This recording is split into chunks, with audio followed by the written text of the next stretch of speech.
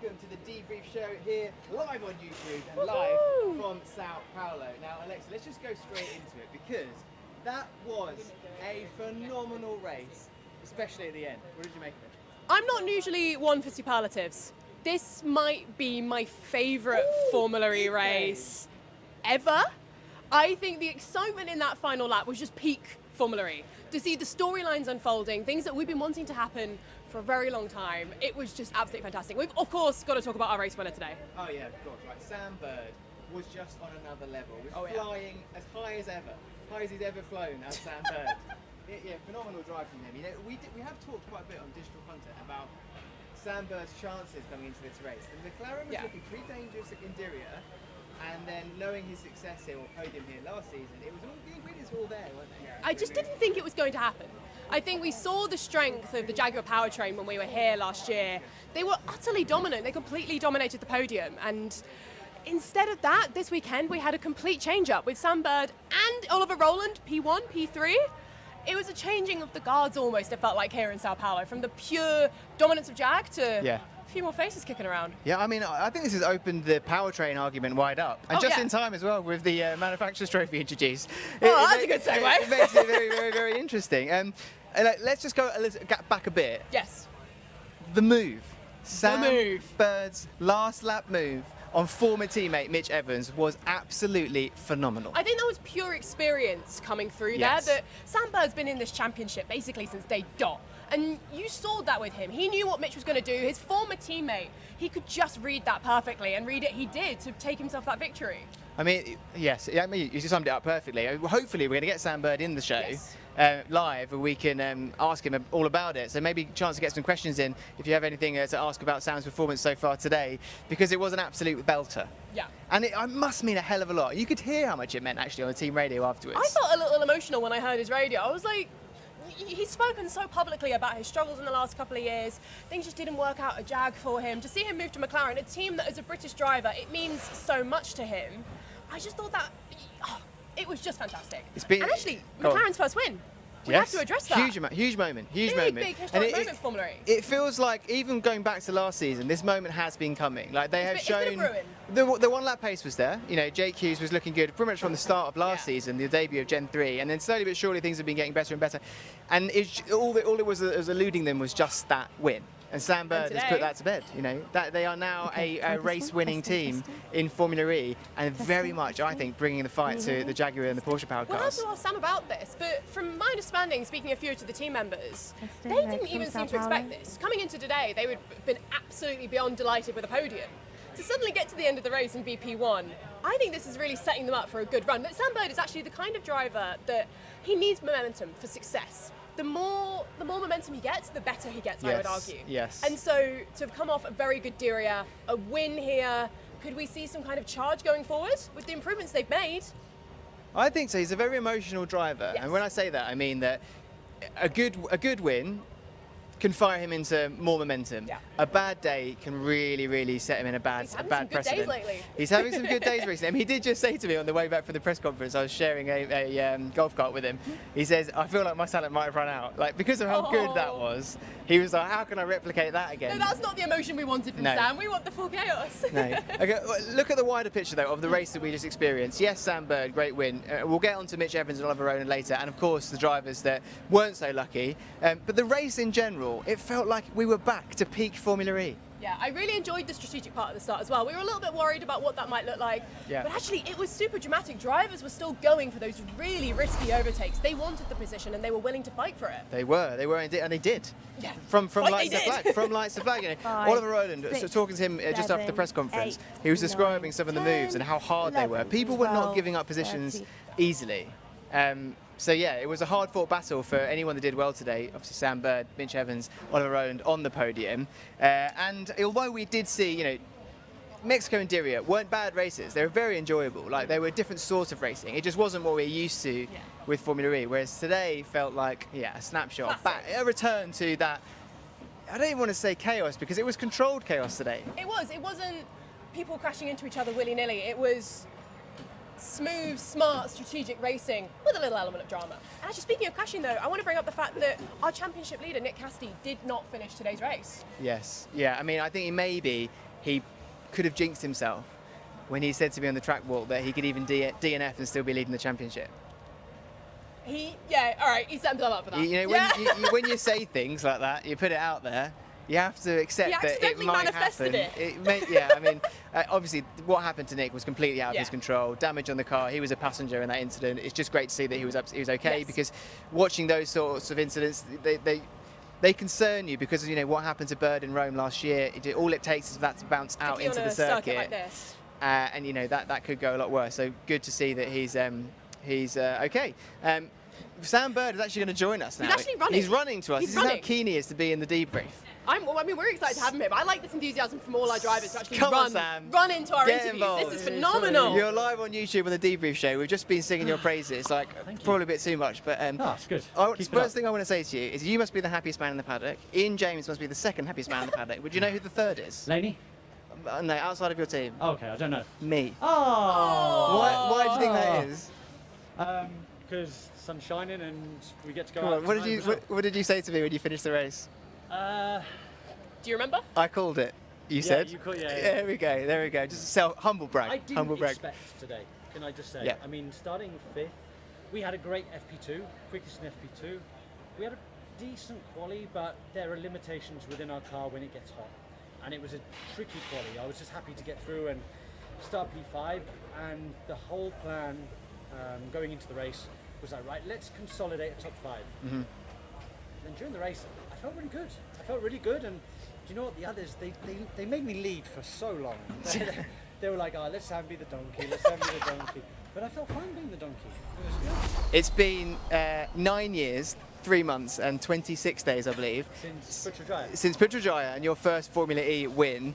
That must have been a special moment. But I still have hair. And you still have hair. I know, right? But something tells me that this win is just as, if not more, special. Well, that was my first win in Formula E, and it was a really dominant win. Today was a very different kind of race. Formula E's grown so much. That first win meant a lot. I also dedicated that race. I remember I dedicated that one to Jules. Yeah. So that one meant a lot for me at the time. This one right now, it means an awful lot as well. First one for Neon McLaren. After 2 years, not in the wilderness, I still had 4 podiums last year, but 4 years of not getting the results that I quite wanted. So to bounce back and get a win for my new team feels very special. Go on. Well, to talk to you about that as well, to come and take the win from Mitch Evans in second. Yeah, I knew you guys would read into that. I knew you'd read into it. Even I'm going to ask you, does it make it easier good. when you're fighting against somebody that you know so well?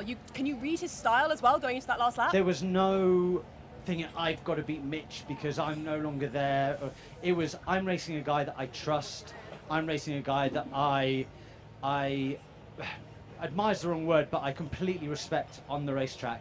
So he gave me the room in order to try and do something a little bit daring, and it worked. I want to pick up on that because before the race, the idea of overtaking offline was kind of adding a little bit of concern, you know, how possible it was going to be, how risky it was going to be. That was a pretty daring move to do on the last lap. Was it easy to do at that point? Shall I play it up and say that it was really, really a mega? Yeah, go on. God, that was a move. So good. No, it. You said it was the best move of all time. It was. Maybe it was. Yeah. Mika Hakkinen move over. Yeah. Another McLaren great. And we've been supported this weekend by Emerson Fittipaldi. Yes. How cool is that? We've had a McLaren world champ, and he was delighted. In fact, he called Zach Brown from the podium. How cool is that? That's really cool. So yeah. That's special. Yeah. I hope my 720's in the post. Just saying. You're just getting that straight in there. Just finally, before we let you crack on with your day, because I know you've got some celebrating to do, can you just tell us what you think this means now for the Nissan-powered powertrains? Because I know you said it's early days, but this must give you the confidence that there is a fight there to be had. I think it's the realization that the work that we're doing, we are going in the right direction. So it's like, right, if we've done that, let's work harder. Let's go a bit more. What can we do? How can we improve a bit more? How can we get that efficiency better? How can we do this? How can we do this? So it's a little bit of fuel to the fire. Let's try and get it going and, see if we can make any more progress. Well, mega job. Huge congrats. And enjoy the celebration, Sam. Legend. I will. Thank you. Have several Thank caipirinhas on us. Sam. Don't I'm not worry. paying, are you? Okay. He's run a race. He got a bonus. He can pay for his own drinks. Oh, yeah, good point. I'm just gonna have a look. Are we playing little highlights yet? Going to the VT. This is live. This is live how This it is works, how it guys. works. You know. Okay. Well, we know what happened with the person that won the race, Sam Bird. Should we have a little look about what happened with the person that came second? His old teammate, Mitch Evans. Mitch Evans and Sam Bird having a chat about finishing both on the podium. I'm sure slightly bittersweet yourself, Mitch. Yeah, massively. It's a hard one to accept when you're. I feel like we did all the right steps, but unfortunately on the last lap I had a battery derate through temperature, so I had not much top speed, and it was getting worse throughout the lap. So I knew it was going to be tight. I had enough energy to basically go flat to the finish, but just really disappointing because I feel like we did all the right steps, and these races are really hard to manage, but is what it is. But on the other hand, I'm really happy for Sam. He's had a tough few seasons, and to see him get a win again, especially in his new colours, he looks good in orange. So I'm super happy for him. But look, it's good points to me. I would have taken second coming into this weekend, just in terms of my championship position. But the win was right there. But not today. Just a quick one. He also felt you were very fair at the end there. You could have pushed him wide. You could have thrown your toys out the pram. You didn't do that. You did the right thing. Yeah, I mean, look, he had a good overlap, but also I just had no power, so he would have got me to the line anyway. So I was just a bit of a sitting duck. So when the D-rate comes in, it comes in really aggressively, and you lose power very quickly. So I think a lot of the field did suffer from that, but obviously the two Nissan powertrains were really strong with that. So something for us to work on, but we did what we could, but we just came up short today. Another podium, well done, mate. Thanks, cheers. Everything that Mitch was telling us just then, we're of course joined by the one and only championship journalist Katie Fairman. Katie, you're here to give us the goss, give us the intel. A really strong drive from Mitch today, but he was just undone by a moment of brilliance from Sam, I'd argue. I agree. I mean, I feel like the fact that this is his first podium of the season has been a little bit overshadowed by that last lap pass from Sam. But there'll be definitely, confidence, points on the board. Naturally, he'll be a bit disappointed with it. But yeah, I think it was a fantastic drive from him. Obviously, we had the whole energy management, not really wanting to be too in front, so he was letting Sam do a lot of the leading. But yeah, overall a great drive, and he should be very pleased with the second place. But we know what racing drivers are like, and he wanted that win. Yeah, it's bittersweet, he said in the press conference. It's interesting, you mentioned it a bit there about the challenges of this circuit, one of which being battery temperature. And they use the term dereg quite a lot, which essentially just means they are having to underconsume because the battery is saying you can't hit your targets, you need to chill out because I need to chill out, I'm a hot battery. That's essentially what it's saying. It says that in words on the dash, by the way, in case you're wondering. It doesn't, it just Hot says battery. dereg. But what it means is Mitch was having to basically underconsume for a lot of the later stages of the race. So not to take anything away from Sam because we've just spent 10 minutes amping him up, but on another day, maybe slightly cooler temperature, Mitch isn't having to lift as much, he's not having to underconsume as much. Maybe that move that Sam did doesn't happen. But still, like you said, got to be proud of himself. Good drive. Well, I was listening to Sam Bird's radio on the Formula E app. Amazing thing, by the way. Good plug. But I'm obsessed with it. I'm like clicking through every driver. I want all the gossip. Yeah. And Sam was also being told, mate, calm down. Almost like, don't go for any crazy moves. You haven't got the energy. Your car's far too hot. And we saw Jake Hughes having to retire at the end there. I'm wondering if that could be potentially related to this hot temperatures. It was, yeah. So, everyone is struggling with it, but I'm just amazed. After listening to this radio of them being like, Sam, calm down, chill out, and then going for that move. But like you say, he can read Mitch really well. He could tell that he was lifting at certain points on the laps, and so decided to go for it. But I was thinking, oh my gosh, is he going to run out of energy? Is the car just going to suddenly stop? Because we've seen it in Sebastian Buemi, I think in Puigdemont season 2, his car battery got way too hot, and he ended up having to stop the race. So imagine that if Sam or Mitch just didn't finish a few corners from the end of the race. I mean, here as well, it was so interesting. And this is just to kind of explain what we saw. It's when you're managing your battery, and your strategy is to kind of optimize a plan that means you're saving earlier and you're going to push at the end. So you're leaving more in your battery to use in the later stages of the race. And your temperature goes to the point where you're flirting with the whole car breaking down. You can't use that energy that you've saved. No. So the first bad thing is that you're potentially in a detrimental position because you can't overtake because you're having to cool the battery. You don't get to use the energy. And the second is you overheat it too much by trying to push that the whole car breaks down. Yeah, very much so. This is what they have to contend with, it's isn't like it? a Russian roulette almost. Of, what's going to happen? To put a more positive spin on Mitch's day, it is his first podium of the season. He's outperformed Nick Cassidy for the first time this season. I think that's going to mean a lot to him and that championship charge that ultimately he is still going to want to be on this year. Very much so. I mean, crazy stat from last year, Mitch's first podium in season 9 was here, which was round 6, and yet he still was a championship contender. So, like, don't write him off because he hasn't been in the podium in the first 3 rounds. Absolutely. Like, very much so. So, yeah, I think he'll be happy with that. Obviously, like you said, bittersweet as well for the team with Cassidy having to retire, but overall, a great day for Mitch. Points on the board. Bit of silverware for the trophy cabinet, never hurt anyone. A great day for Jag as well, because we're now looking at 4 races, 4 Jaguar podiums. Yeah. You know, that's great for that team's title that they've been hunting for season after season after season, coming so close, but yet so far, it seems. And now, the thing is, that's what they want, but they've got the likes of Nissan creeping up. Nissan now 3 podiums in Nissan-powered cars in 4 races. It's their first ever double powertrain podium as well, which I like, so that's a nice stat. And the same thing with the 4 different winners in 4 different races and 4 different manufacturers. Like, it is just amazing to see how this is all working itself out. And I know Nick Cassidy's been on record to say that there's genuinely like 16 people up and down this paddock that could win a race or be on the podium. So, oh, I just love it. I'm so excited. So next up, we need to talk about 3rd place Oliver Rowland. Yes. Oh in my gosh. the other Nissan-powered car, the Nissan itself. Yes. But before we do that, let's see what he had to say for himself after the race and how he got into that position to get a podium. Mitch Evans and Sam Bird having 2 successive podiums for the man from Barnsley, P11 to the podium. How was that for you, Ollie? Yeah, it was crazy, the race. I mean, there was so much to manage in terms of temperatures, the racing, which was super difficult where to place yourself. But we did a good job on strategy. We stayed quite patient. I managed to do well in the beginning to get up to 7th. And honestly, when I was there, I was quite happy to score some points. But the car was really good. I could carry good speed in the corners, and we had a good strategy and all the temperatures under control. And I think you saw that at the end. And talking about the end, the mega switchback on the final corner, 5th to 3rd. What was going through your mind then? Because commentary were talking about that's the old karting, an old school move. Yeah, I'd done it once earlier in the race. There was a couple that got into each other in the last corner.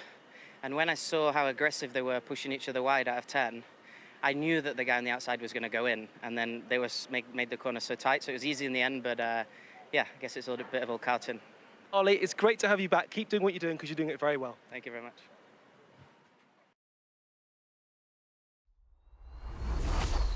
Was just being in a good position and pushing just to capitalise on anything like that happening in front of you. I mean, I actually want to go back and look at that replay of Jake Dennis and Pascal Wehrlein because those guys were going at it. They were really not giving themselves an easy run. No. But Oliver Rowland capitalised to get on the podium, his 2nd podium in a row.